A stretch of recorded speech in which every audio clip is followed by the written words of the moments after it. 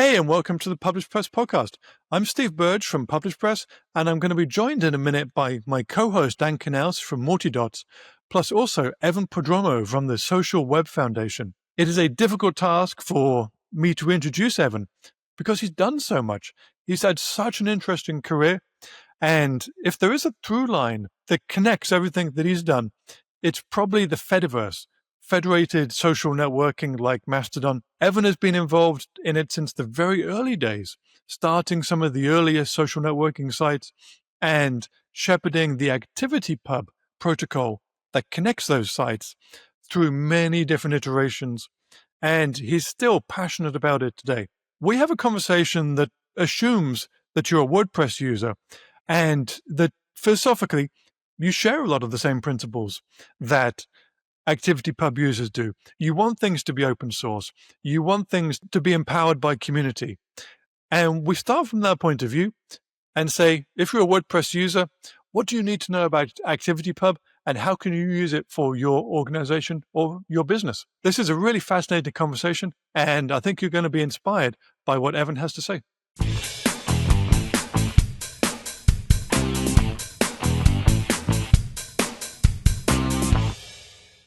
Hey, Evan, welcome to the Publish Press podcast. Thanks so much for having me. I'm really glad to be welcome. Here. So, Evan, you are often called the father of the Fediverse. It might embarrass you a little to hear that, but you have that title given to you sometimes, and you're calling in from Montreal, which is sometimes called the capital of the Fediverse. It's Fediverse all over the place here. Yeah, exactly. Montreal is the home of some of the earliest Fediverse sites. It's where I've been for over 20 years. But that father of the Fediverse name is kind of embarrassing, and it also makes me feel old. But it's also something of an honor. Is that from Identica? Is that because of? Is that where that originates? Friendica? No. So in let's go here. So in 2000, back in the beginning, Fediverse is a coalition of independent social networking platforms that connect through open standards to give an experience that is smooth and integrated. And so that people on one social network platform can interact with someone on another social network platform. And we get kind of a bigger party for everyone. It's an API? It's a protocol. So the ActivityPub is a protocol that is used to connect these social networks. And there are tens of thousands of social networks that support ActivityPub. Some of the biggest are Meta's Threads product. So Meta's kind of microblogging product. Flipboard, which is a magazine and news site. Mastodon is one of the best known open source projects, and there are thousands of sites that use Mastodon to do social networking. WordPress using the ActivityPub plugin. So there are a lot of different systems that kind of connect and weave together to form this Fediverse. So for people who might be coming from a WordPress background and haven't dug into this too much, we're basically starting with the Fediverse, which is the whole ecosystem. And the Fediverse is a bunch of individual sites. You might have Mastodon, perhaps the most famous, but also Flipboard, which I think is very big in this, Threads, and some Fediverse-specific sites, PeerTube, Pixelfed. So maybe tens of thousands, hundreds of thousands of platforms, all connected by ActivityPub. Yeah, ActivityPub, which is an open standard that anyone can use to publish and to subscribe to remote content. So how did we get here? You were there at the birth of this. Can you take us back? How did the Fediverse go from 0 to 1? How did it get started? How did you get started in this? we can rewind to 2008, which is when I first started getting involved in the Fediverse. I had been doing open source software for quite a while. I had founded a website called Wikitravel, which is like Wikipedia meets Lonely Planet. It's a travel guide that's edited by people around the world. So I had a practice in open content and open source software. And I was very interested in social networks and microblogging that were coming up, at the end of the 2000s there. Decided to make an open source website that could do kind of microblogging type interactions, which was fairly popular. It was called Identica, Identi.ca. You can hear the Canadian part right in there.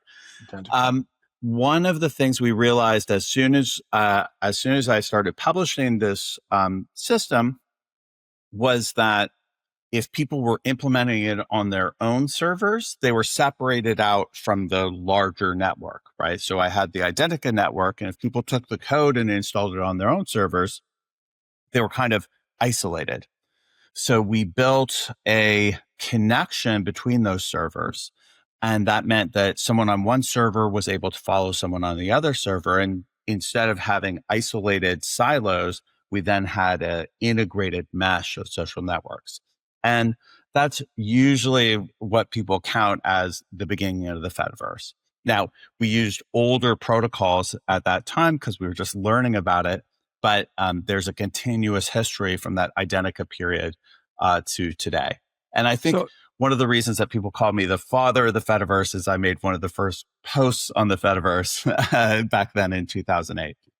So Identica was almost like a mini WordPress or CMS microblogging system.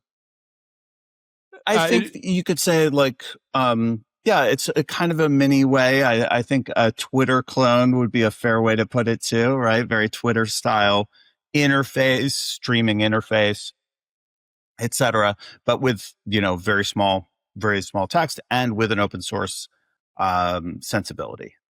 It was initially designed for individual use? It was initially designed for, having one big server. But I did do it as open source software. And it wasn't until people actually started taking me seriously on that open source promise that I found out that we needed to do more than just make an open source piece of open source software, but make something that could mesh together and combine together. Were you finding like some flaws in the protocol that enabled the Identica sites to talk to each other? So over the last 15 years, we've had repeated iterations in the protocol. The earliest protocols were very simple. We later added some more control and privacy to the system. The original protocols were based on XML, which is an older data standard. Current ones are based on JSON, which most modern developers are more familiar with and comfortable with. But it has been like kind of a continuous operation there. I think one of the big things that has happened over that time is increased privacy and control on the part of users. Is there a philosophical underpinning of this from your point of view, to spend such a sizable portion of your life working on this? Is there something inside you pushing you towards this work? That's such a good question. I think that I am really enamored of the diversity, emergence, innovation that happens on open systems like the open web, that people are able to create such interesting, mixed, surprising websites using open source software or their own software, etc., on an open system like the web. And honestly, that more siloed systems like social networks, where you have a restricted amount of expression that you can do, only certain ways that you can build your presence on those networks, feels less interesting to me. So I think philosophically, what I love seeing is really creative people pushing the boundaries of the web and of open systems, and maybe that I get bored really easily with simpler systems that are more restricted. It feels like a lesson that every generation has to relearn, right? I think there's a new generation of devs who now that AI is big are starting to see the benefits of open source in AI. That some of these models which are available for download are often moving more quickly than commercial products can do. Maybe perhaps not in the United States, but overseas. And certainly. I think that that's a great example of a system where people come together to make really interesting new projects, right? The sources of deep learning, machine learning, and now LLMs are all very open source and a lot of interaction and behavior. And then people are able to build really innovative products on top of that open source kind of project. And I think that's the same idea that we bring to the Fediverse. Now, that doesn't mean that everything has to be open source on the Fediverse. Like we mentioned, Flipboard, meta threads, etc. But the fact that you can use open source software and participate as a first-class participant in this ecosystem gives us a lot more to work with. Yeah. Have you been surprised in any ways by what's developed and changed over the last decade or beyond, both in the Fediverse and maybe perceived need for it and the way things have gone on closed platforms? Well, I think probably the biggest surprise for me over the last, say, 5 years has been the entrance of Meta's Threads product into the Fediverse, right? One of the expectations I think everyone's had is that, it would be smaller social networks that would want to benefit from this interoperability because, it's like a potluck dinner. You bring a little something, Steve, and you bring a little something, Dan, and I bring a little something, and together we make a full meal. And having a organization like Meta bring this very big pot to the meal has been really surprising, right? They probably did not need to implement Fediverse functionality to make Threads a popular and successful website, right? I think they're well over 400 million users right now, but I think that their commitment to doing that, their engagement with the Fediverse community has been really interesting in that way. I guess if you had asked me before that happened, how long would it be until there was a Meta product on the Fediverse? I would say like 20 years. So it was really cool to see them kind of jump in. And it's also attracted a lot of other organizations and networks that might not have jumped in as quickly. I was curious about that. What's been the effect of Threads making this choice? Has it been like a big flag in the ground for ActivityPub saying, "Hey, we have a very major social network on board"? Has there been an uptick in interest? What have been the knock-on consequences of Threads making that choice? Yeah. I think that there's been pluses and minuses, right? I don't want to paint it entirely brightly, right? I think that there were definitely some people who had been on the Fediverse for a while, 5 years or more, who really thought of themselves as like the anti-meta network, right? And against these like kind of big networks. And they were like, we don't want to be connected to that. And it's one of the features of the Fediverse is you can say, I don't think that I want to have this kind of content or this other site appearing in my feed. And that's a choice that you get to make. And that's perfectly fine. I think there are two big things that Threads has brought to the Fediverse that have been very helpful. First of all, it's been a mainstreaming process, right? Instead of saying like, oh, this is kind of on the edge of experimental work and social networks, it's really shown that, for any social network implementer, if Meta can do it, you can do it, right? Like they're a huge organization, and they were able to kind of make this happen in a relatively reasonable amount of time. So that is definitely, that mainstreaming process has been really great. I think the other thing that has been great is, when you have a Meta website, it attracts a different, set of participants than, say, open source social networks, Mastodon networks, right? So Barack Obama is on the Fediverse, right? He's got an account on Threads, and he has it Fediverse enabled, so you can follow him remotely from your Mastodon instance or from your WordPress service or from Flipboard, etc. So that's like kind of cool. Publications like NPR, The Onion, McSweeney's, right? So some kind of name brand publications are Fediverse enabled, and so you can follow them through Threads. So it has introduced a lot of influencers, publishers that were otherwise not reachable. Flipboard has actually probably done even more in that way. They have the New York Times, they have NPR and PBS, they have so many other publishers, and they really have those relationships that they bring to the Fediverse. But Threads has been really good with that too. So I think it's a net positive. And I think it's also tested out how the Fediverse responds to having a commercial social network participate.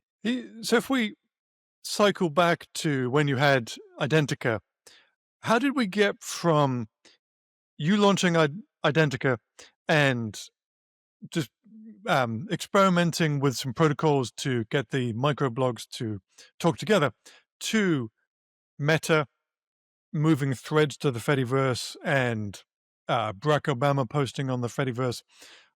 What were the what in just a few minutes? Can you take us through the steps to get from here to there, from Identica to Threads? Absolutely. I think what the big steps for along this path first was that initial Identica period, right? So like 2008 to 2012, sometime in there.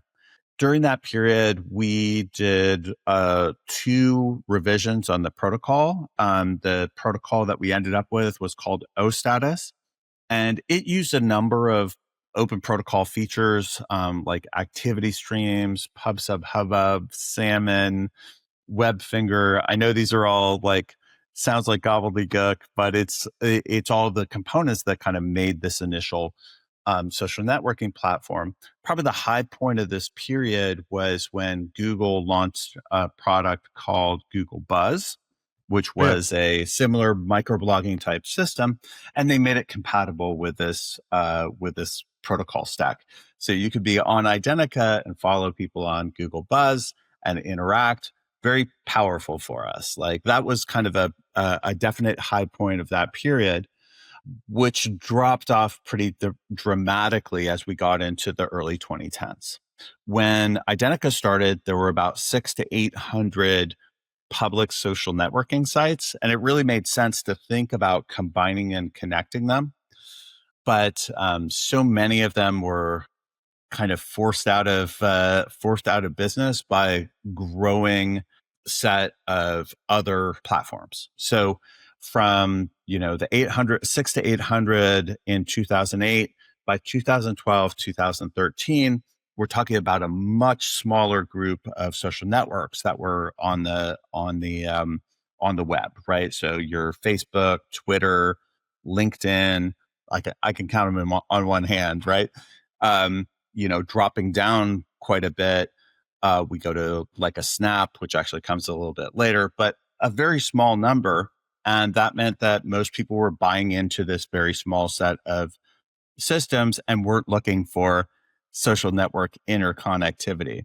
There were days when, I want to say maybe around 2010, perhaps, when some websites at the bottom of each blog post would have like a drop-down list or a box with 40, 50 different social networks that you could share their content on. But you flash forward 15 years, you'll see the Twitter bird, the Facebook F, and then maybe occasionally like a LinkedIn or like it's almost like there's been a mass die-off of a very thriving and wild ecosystem of social networks down to a very dominant handful of players.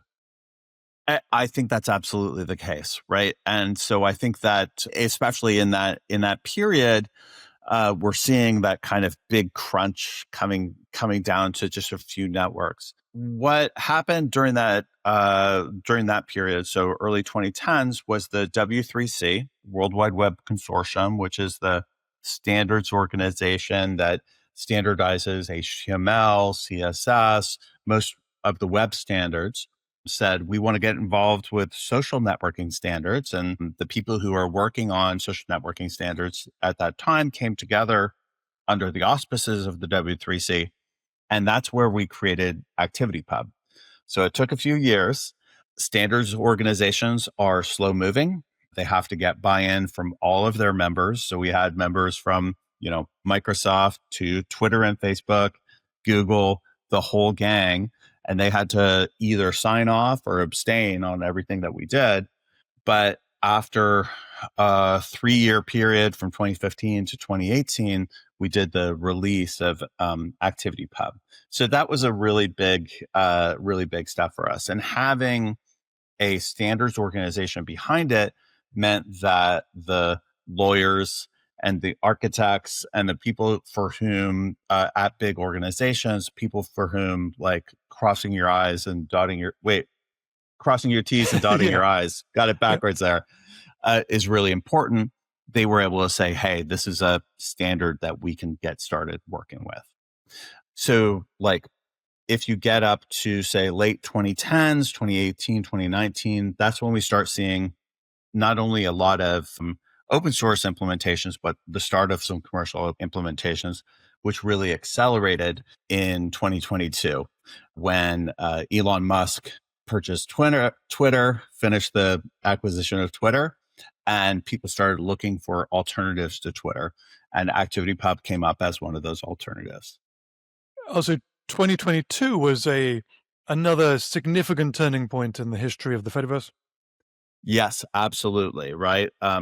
And for people on the Fediverse, it also meant like additional investment, stepping forward by some of these commercial players. That's when Meta announced their product, as well as Flipboard, Ghost, and Automatic brought on a permanent social networking team working on Fediverse standards. What is the commercial potential and attractiveness that draws them in? I think there's kind of a widespread perception that it's just this kind of woolly early internet-like culture, and if you can't capture everyone on a centralized platform, people can't think of a business model outside of that. I kind of disagree, but I'm curious what your thoughts on that, on what models maybe haven't been explored, and what some of those bigger players, how they may envision its value to them. Yeah, great question. I think that there are a couple of big advantages for commercial participants in having the Fediverse as part of their products. The first one is that it is attractive to publishers, creators on your platform, because it means that they can reach audiences beyond the boundary of your platform. And, for independent creators or even large creators who use WordPress, for example, it gives them a chance to reach way out into the web, reach users on Threads, reach users on Flipboard, Mastodon, etc. It gives you a much bigger reach.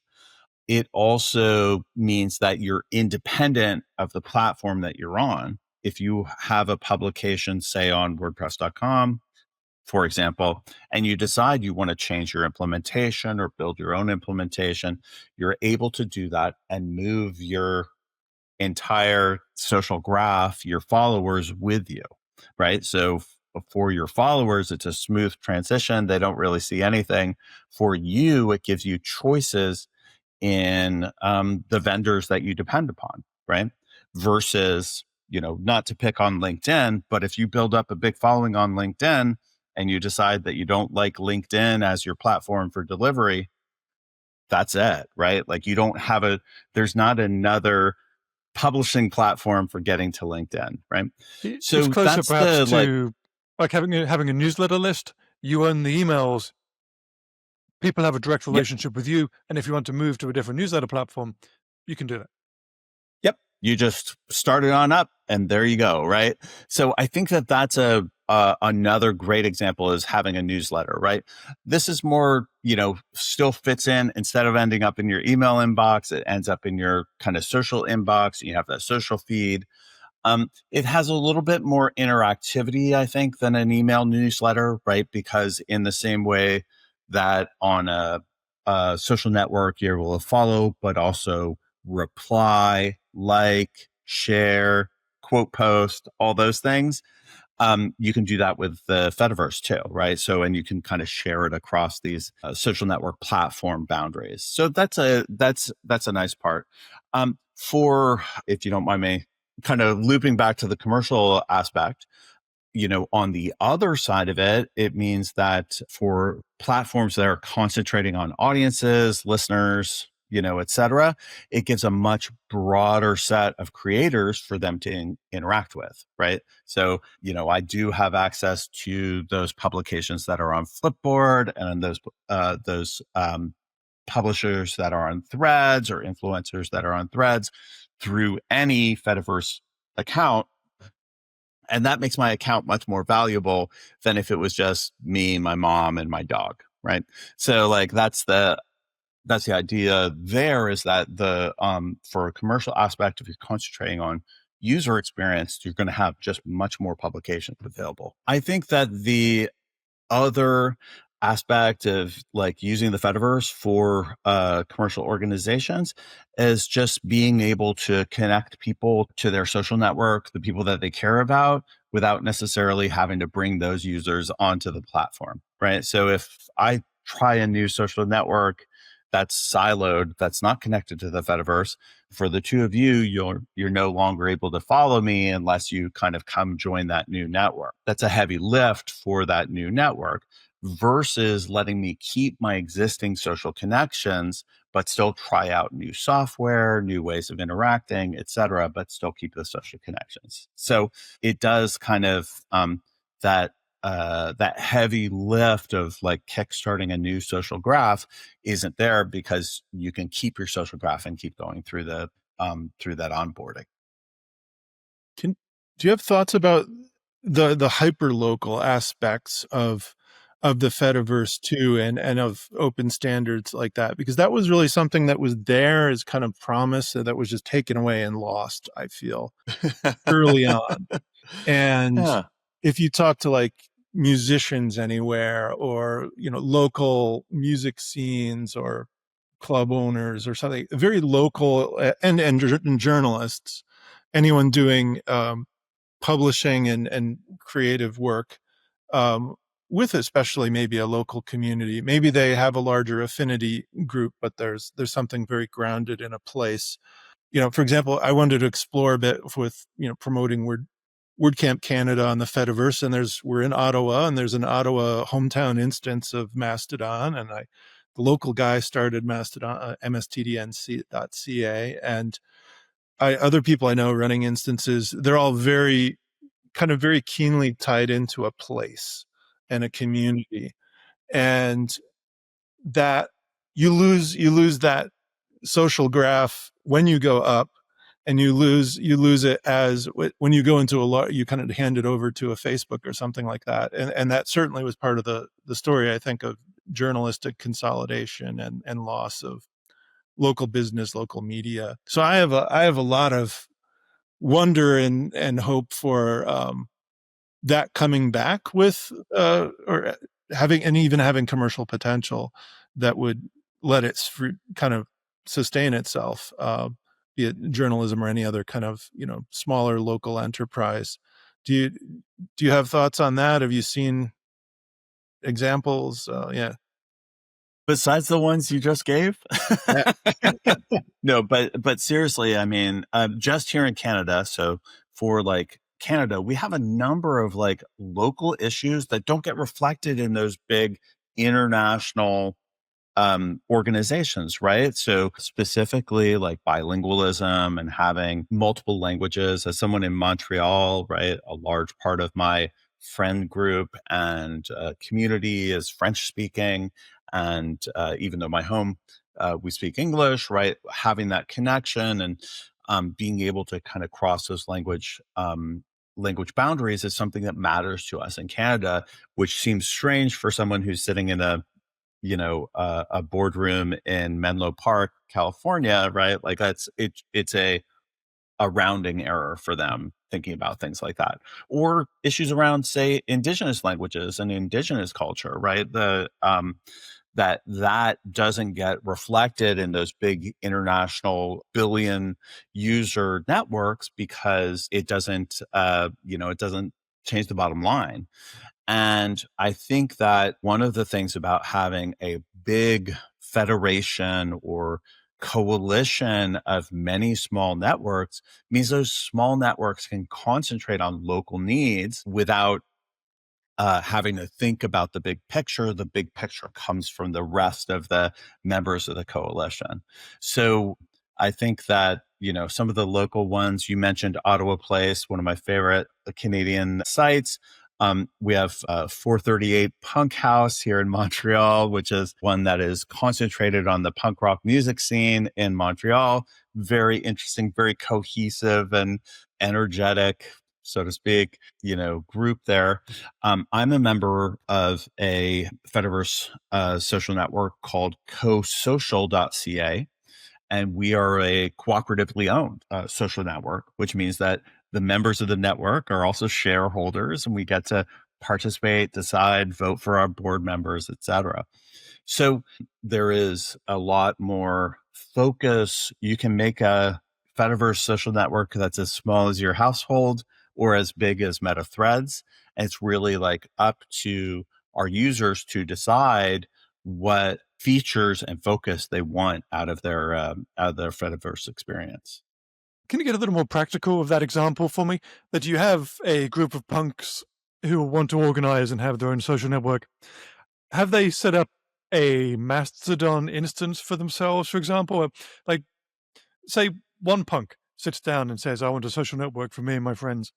How does that actually, how does that implementation start to get up and running? Yeah. So that's exactly how it works, right? So there is one person or a group of people who say, we have a community, we have a group here that matters to us. Maybe we're having a hard time organizing that group across multiple social networks. We have some people who are on Snap and some who are on Reddit and some over here on, X, and we can't seem to all communicate. What if we pull it all together into a Fediverse server? And what's attractive for that community is like, hey, you can come join this Fediverse server and you can still stay connected to your other networks, right? And so it makes the cost of transferring into one of these systems much lower. I think that it usually takes some pretty dedicated users to do that kind of work. It's getting easier all the time, right? So like setting up a Mastodon server, Mastodon's a web server, that's relatively easy, relatively difficult to run. It's got like all these extra background jobs, etc. But if you are a individual or community or publisher that uses WordPress, it really comes down to adding the ActivityPub plugin to your WordPress blog, turning it on, making a little bit of configuration. I think you can just turn it on and have the defaults go, but you can also get in there and tweak it. And you have a publishing platform onto the Fediverse on, within an hour. So that's another way to do it. Less of a lift than setting up a Mastodon server, but almost as fun. So setting up something on Mastodon is not that hard. There are hosting servers, etc., that can make it pretty easy. But for that community, it's really about coming together and bringing their instance online. It really is pretty simple, Steve. I don't know if you've tried it, but you you should. Yeah, with the if you federate your WordPress site, install ActivityPub, either every user, like the site itself, can become an addressable location on the Fediverse, or each user can essentially post and be seen, and their comments and all of that will cascade through the Fediverse. So yeah, you could have your punks just set up a WordPress site, and every user account they have on there with their publishing workflows. Yeah, I think there's untapped potential for a lot of creative work and journalistic work with the kind of group approach to using a federated WordPress site. Yeah, I've connected it on steveburge.com, and some of the replies that come from Mastodon come as WordPress comments. And so it acts as a commenting system as well. Absolutely, right? So you can get likes and comments coming from that system. I think that's a really nice, powerful part of it. I think that for those of us who've used WordPress as kind of a publication system into some of the, we say, siloed social networks, like if you publish to, well, you can't publish to X anymore, but if you publish to Facebook or you've published to LinkedIn, et cetera, that it was a one-way process, right? It would push a link out into that network or push the full text out into that network, but you had to actually go over to that network to get any of the feedback and participate. With the Fediverse, it's a two-way relationship. You publish out to the Fediverse, but from the Fediverse, you do get that feedback, those comments, those likes, etc. For folks for whom like social networking is a big part of their work, it really kind of brings that experience back to the WordPress platform instead of having it, go out to your dozens of different social networks, or maybe handful of different social networks. So what's the state of the Fediverse right now in 2025? Are there areas in which you're really pushing ahead? Are there goals on the table right now that you'd like to accomplish in the next couple of years? I gotta say there are some pretty exciting developments happening in the Fediverse right now. One of them is I mentioned Identica and some of the other services, those kind of microblogging oriented services, Twitter-like services, maybe kind of like the Facebook feed too. So a very like feed-oriented social network, and that's really the bread and butter of the Fediverse. And I think the thing that has been interesting is that we're developing other modalities of using the Fediverse, right? Of using social networks. We have already with, if you're used to like Instagram stories or Snap stories, right? You have this other way of interacting with video and audio or TikTok. And what we're seeing is new social networks that still interoperate, but are using like different interfaces and using different kinds of content within those systems. Pixelfed is probably one of the best known, but we have, you mentioned PeerTube, there's Loops. There are some really great podcasting systems like Castopod and TrueFans. So I think like some of the richness in the media and richness in the user experience has been really cool. So I love seeing that kind of thing develop. I think the tricky part is making sure that we can maintain the interoperability across the platforms and make sure that it stays open and emergent that way. So at the moment, if I'm publishing on the Fediverse, the major platforms I can go to are Threads. I can post to Flipboard, and we have a lot of publishers on this podcast, and a lot of them have had good things to say about Flipboard. Blue Sky? Yeah, Blue Sky. So Blue Sky is an interesting one. Blue Sky is, again, another big social network. They kind of have their own protocol that works like internally for Blue Sky, but you can connect into that network using some bridging, which means that you publish on ActivityPub and people on Blue Sky see your publication as if it was, done on Blue Sky.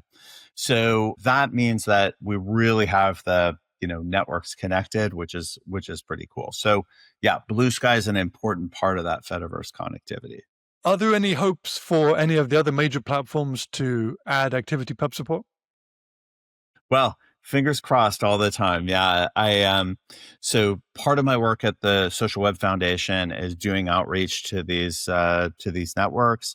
I think what it comes down to is that they really need to see the business need, right? So the bigger the audience is, the more content that is on the Fediverse, the more attractive it is to these big networks.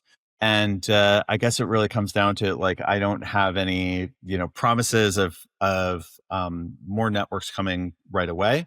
I think the big thing is that they are interested, they are looking, they're participating in the processes, and hopefully we're going to see more growth, over the next couple of years, because it really is, with tens of millions of people on the Fediverse, as we keep growing to like 100 million people, that's really when we're starting to overshadow some of the medium-sized networks, and they really need to join up to stay relevant. So what we can do as part of the WordPress community, which is very kind of morally, philosophically aligned with ActivityPub, I guess what we can do is try and push the people that we work with, the companies we work with, to be more active on Mastodon. That whereas most of the companies in the WordPress space might have an F, a Twitter bird, or an LI LinkedIn logo, they might have those three on their business sites. Maybe they should be looking to add an M for Mastodon as well and publish their content out to the Fediverse. I think that's a great way to do it. Another is just having your Fediverse handle available there. Just say, so I'm Evan Prodromou at evanp.me, which is my Fediverse handle for my WordPress blog. But, there are, just having that handle means that other people can follow me from Mastodon, from Threads, from Flipboard, etc. I think that there are a couple of like big things that the WordPress community can do to encourage this. One is obviously turning on the ActivityPub plugin for your own sites, for your clients' sites. Let them know how to use it, and make sure that it's easy to subscribe, that you're not hiding the subscription process. So that's one. Second is if you're using so if you're on WordPress.com, for example, WordPress.com has ActivityPub available for all users, right? So it's like free there, but not all the WordPress hosting services have it.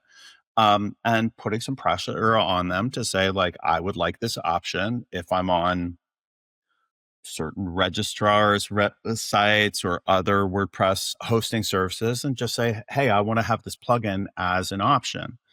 And being able to kind of turn that on, that's really helpful for the Fediverse, because that means that other customers will also have it as an option too.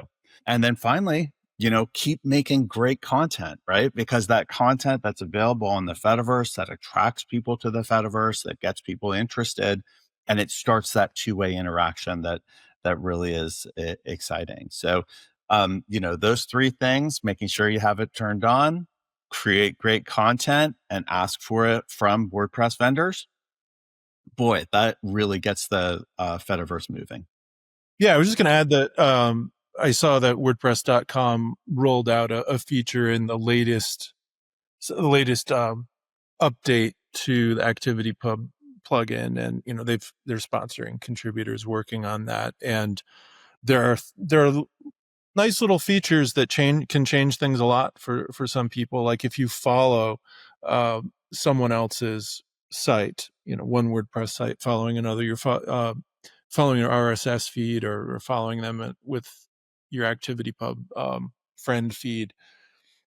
I think the feature was that it automatically brings their content into your system, into kind of what we used to have is like a blog roll, but you're actually reading, feed reader of other people's content. And I think ActivityPub sort of does that on its own. I've been sort of pleased to just get in my email people that I'm following all across the Fediverse, because my WordPress.com sponsored meetup site just gets like Django, who's, also in Montreal working in ActivityPub, or it'll give me a roundup of people who are interacting with our WordPress site, but also what they're doing on their own channels, which right now is people working on ActivityPub for the most part. Yeah.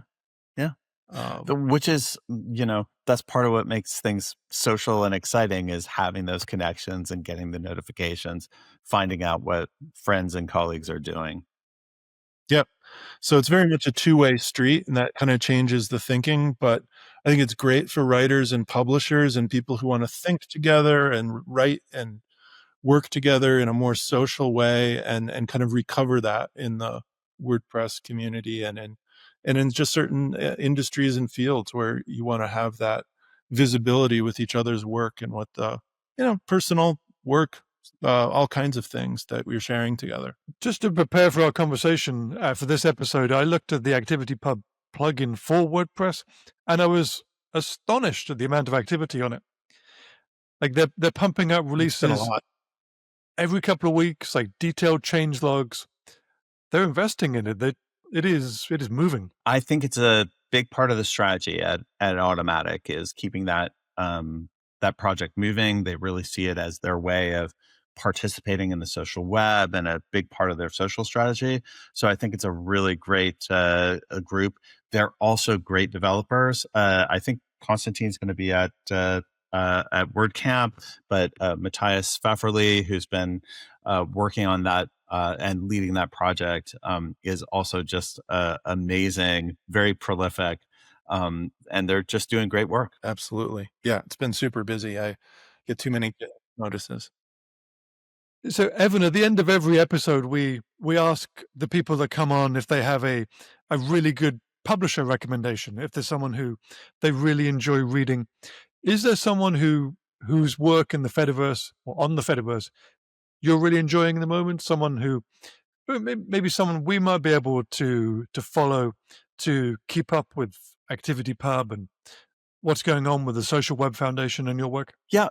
So you can always follow me on the Social Web Foundation, right? I'm Evan Prodromou at socialwebfoundation.org. That's Social Web Foundation, all one word, squished together.org. And that's a way to find out what we're doing at the Social Web Foundation, news and trends, things that are happening in the Fediverse. It's a nice place to get started.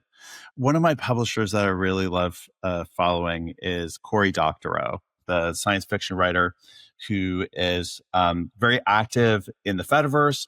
His link blog, pluralistic.net, runs on WordPress. It's a really nice system, and he has that connected up to the Fediverse, so you can follow him directly from follow his content there. He's a lot of fun to read. He's really funny, but also really passionate about open systems and having control over the way we do our computing. So he's one of my favorite people to read on the Fediverse. Awesome. Well, thank you so much, Evan.